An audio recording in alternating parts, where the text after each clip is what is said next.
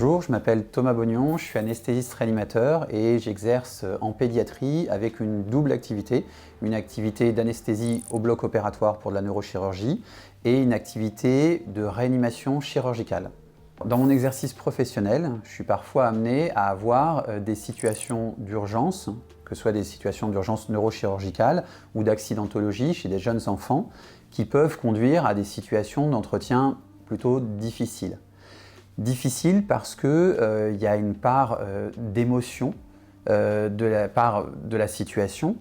Difficile aussi parce que le plus souvent, ces accidents peuvent arriver sur des enfants qui n'ont aucun antécédent. Et ça veut dire que la famille se retrouve projetée très rapidement dans un monde hospitalier qu'elle ne connaît pas, qu'elle ne comprend pas. Et il va falloir, de notre côté en tant que soignant, qu'on soit capable de leur expliquer simplement, en un court laps de temps, une situation qui est souvent une situation d'urgence vitale, avec beaucoup d'incertitudes. Pour les soignants qui seraient amenés à réaliser des entretiens dans les situations d'urgence, on a toujours envie de donner finalement comme conseil le fait qu'il n'y aura jamais de recette clé. Que chaque entretien est une rencontre entre des personnes qui ne se connaissent pas, le plus souvent, surtout dans ces situations d'urgence, des personnes qui arrivent chacune de leur côté avec leur vécu et surtout aussi leur connaissance de la situation. Et donc il est important de se dire que même si effectivement la plupart des soignants peuvent ressentir des fois un manque de formation à la communication, l'une des difficultés c'est de se dire qu'en fait ça ne sera jamais aussi simple qu'une recette de cuisine.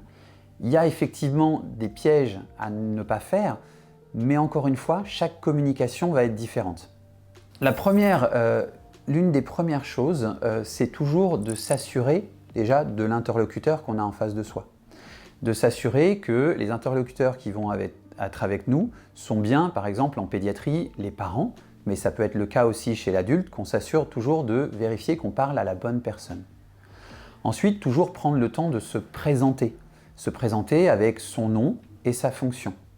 Essayer de proposer, si on est avec d'autres personnes, une infirmière, une aide-soignante, que chacun se présente. Et c'est important finalement que chacun puisse se présenter parce que ça va permettre à l'infirmière et l'aide-soignante d'avoir dès le début de l'entretien une possibilité de prise de parole. Ensuite, la première étape clé d'un entretien, avant même de commencer à expliquer la situation, c'est toujours de demander quelles sont les informations qui sont connues de la famille. C'est une étape vraiment importante parce que c'est une étape qui va permettre déjà de savoir un petit peu quel est le ressenti, qu'est-ce que la famille a compris de la situation, mais c'est une étape aussi qui va être cruciale parce que les mots que la famille va utiliser, le ressenti finalement de cette famille, peut-être quelquefois une agressivité ou au contraire une sidération, c'est des choses qui vont être extrêmement importantes à la fois pour se mettre au diapason de la famille. Ce qui est toujours difficile, c'est qu'on parle des fois de familles difficiles et en fait, c'est pas tant des familles difficiles que le fait qu'on doit s'adapter aux familles. Dans toutes les situations finalement de communication à l'hôpital, il serait illusoire d'imaginer qu'on va changer quelquefois le mode de fonctionnement de certaines personnes. Ça va être à nous d'être capables en tant que soignants de nous adapter et de créer un climat où la communication va être possible. L'ensemble des principes de communication, finalement, sont des principes de communication qui vont s'adapter à la majorité des situations. Bien entendu, il y aura toujours une différence d'aller annoncer l'incertitude des premières heures d'un enfant polytraumatisé, l'annonce d'un dommage lié aux soins ou, quelquefois, malheureusement, le décès d'un enfant. Mais encore une fois, il y a des règles de base qui sont toujours les mêmes. C'est-à-dire être capable de rester à l'écoute des parents, être capable d'expliquer simplement les choses et dans la situation particulière de l'événement indésirable lié aux soins, moi je vous encourage à relire tout ce qui est les écrits de l'HAS où les choses sont extrêmement bien codifiées avec toutes les étapes. Et une des premières étapes extrêmement importantes, c'est toujours de préparer ces entretiens. C'est-à-dire qu'un entretien, comme je vous ai dit, il y a toujours un mélange finalement d'inconnus. Mais de notre côté, notamment dans la connaissance du dossier, les soignants qui vont aller réaliser cet entretien doivent avoir une connaissance parfaite des dossiers. Quand ces soignants vont aller par exemple en équipe multidisciplinaire, avec un chirurgien, un anesthésiste, on peut quelquefois avoir, en tant que professionnel de santé, des vues un petit peu différentes de certaines situations. Mais il est important que vis-à-vis de la famille, on soit capable d'avoir une cohérence dans notre discours. Et ça, c'est extrêmement important pour que les familles n'aient pas l'impression qu'elles voient passer une succession d'intervenants qui ne parlent pas la même chose, qui n'utilisent pas forcément les mêmes mots et qui disent des choses complètement différentes. Et ça, surtout dans une des situations qui est déjà difficile comme celle d'un événement indésirable lié aux soins, ça peut rajouter de la confusion là où on n'en a pas besoin qu'il y en ait. Une des données aussi qui sont bien connues des psychologues, mais qui ne sont pas forcément connues de tous les soignants, et encore moins le plus souvent des soignants médicaux, c'est aussi des situations un petit peu particulières qui vont naître de l'intensité de la situation, notamment dans les situations d'urgence, qui sont ce qu'on appelle les mécanismes de défense. Les mécanismes de défense qui sont des mécanismes inconscients, et le mot inconscient va prendre toute cette signification, parce que ça veut dire que les patients, quelquefois, ne se rendront pas compte de la situation dans laquelle ils se placent vis-à-vis des soignants. Mais ces mécanismes de défense sont finalement un mode de protection de notre psyché pour essayer de réagir à l'agression émotionnelle qui est celle de l'annonce et de la situation, on va dire, qui a conduit à l'hospitalisation. Dans ces situations, par exemple, on peut trouver des situations d'agressivité. C'est une situation qui est assez fréquente pour les soignants. C'est une situation qui est difficile parce qu'il faut arriver à comprendre que, en tant qu'annonceur, finalement, on n'est pas soi-même l'objet de l'agressivité, on en est malheureusement le récepteur à ce moment-là, mais cette agressivité, elle marque le plus souvent une situation d'angoisse et d'anxiété extrême. C'est-à-dire que pour les soignants, ce qui va être important, c'est toujours d'aller plus loin que l'agressivité. C'est-à-dire qu'est-ce qui crée ce climat d'agressivité ? C'est un petit peu comme des rouages, c'est-à-dire que l'agressivité est un rouage, mais il est souvent gréé par d'autres rouages, dont l'anxiété, l'incompréhension d'une situation, peut-être quelquefois justement le fait que différents intervenants soient venus dire des choses complètement différentes à certains moments. Et donc, il va falloir, plutôt que de se baser uniquement sur l'agressivité, qui serait stupide, c'est-à-dire qu'on ne peut pas se mettre en miroir dans l'agressivité, sinon chacun va monter et il n'y aura pas de solution finalement à cette situation de communication. Mais il faut que nous, soignants, on soit capables d'aller chercher ce qui se passe derrière l'agressivité. C'est-à-dire, qu'est-ce qui crée cette agressivité ? Est-ce que c'est de l'anxiété ? Et à ce moment-là, ce qu'on va faire, c'est qu'on va plutôt essayer de rassurer les parents, de comprendre un petit peu ce qui crée cette anxiété. Est-ce que c'est au contraire des incohérences de discours ? Et il faut être capable quelquefois de dire aux familles qu'effectivement, on parle qu'on est tous différents en tant que soignants et quelquefois on va avoir une présentation différente de la situation.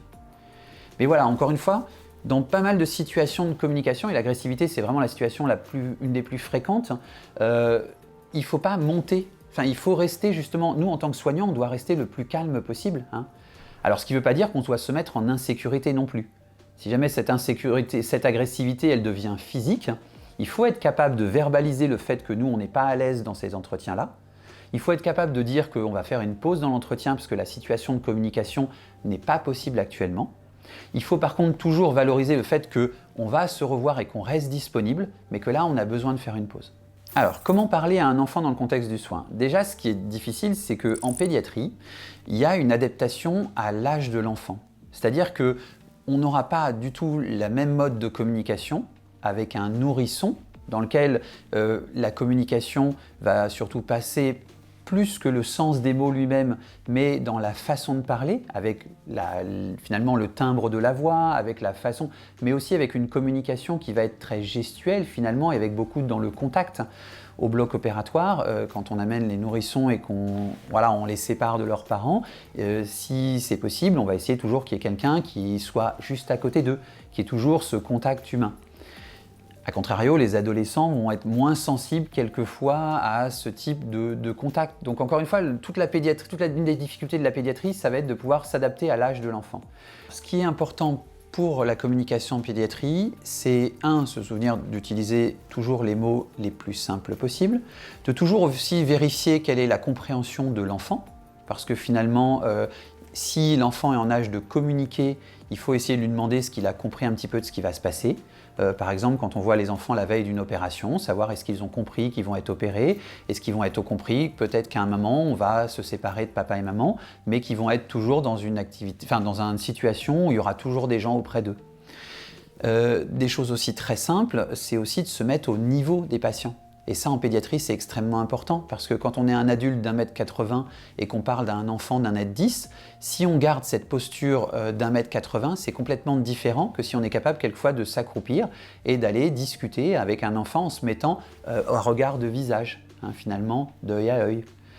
Et puis, dans la pédiatrie, il y a aussi une dimension de comprendre que dans certaines situations, par exemple à l'entrée au bloc opératoire, il va y avoir des mamans qui peuvent être complètement différents, encore une fois, selon l'âge de l'enfant.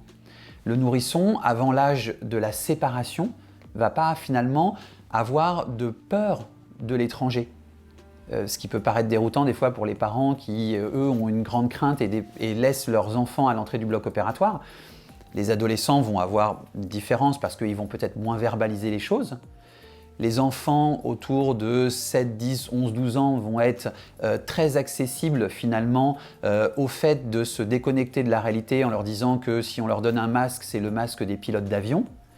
Et puis il y a un âge qui est un petit peu difficile, c'est l'âge autour finalement de l'apprentissage, enfin de la découverte de la peur de l'étranger, jusqu'à peu près 4-5 ans, mais encore une fois, ces limites d'âge, elles sont totalement perméables, où là, c'est vrai que quelquefois, on a l'impression d'être un petit peu une maîtresse d'école le premier jour de la rentrée, et effectivement, on sépare les enfants de ce qu'ils ont de plus cher, leurs parents, et il est clair qu'à ce moment-là, la communication qui va rester avec une voix douce, le plus possible tactile, va aussi nécessiter que la gestion de, par exemple, l'induction d'une anesthésie soit le plus courte possible.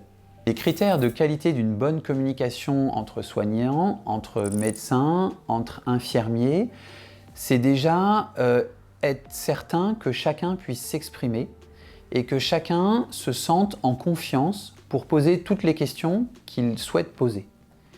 C'est aussi que chacun puisse se sentir écouté et être sûr qu'il ne va pas être jugé dans les paroles qu'il va finalement prononcer. Et puis, de l'autre côté, donc ça c'est en situation finalement d'émetteur, le fait d'être sûr d'avoir une parole la plus libre possible, ce qui limitera le fait que certaines personnes n'osent pas expliquer une situation qu'elles voient devenir critique. Et de l'autre côté, en tant que récepteur, il faut effectivement avoir cette qualité d'écoute qui est capable de se mettre à la place de la personne qui vous pose la question et de se dire qu'est-ce que j'attends derrière? Qu'est-ce qui se passe? Donc ça veut dire qu'il faut que ça soit une écoute et une communication qui soit mutuelle, qui soit respectueuse, parce qu'on est tous dans... Je pense que quand on est dans une équipe, finalement, une équipe, c'est des personnes qui partagent les mêmes valeurs. Or, si on partage les mêmes valeurs, il n'y a pas de raison qu'on ne soit pas capable de communiquer ensemble.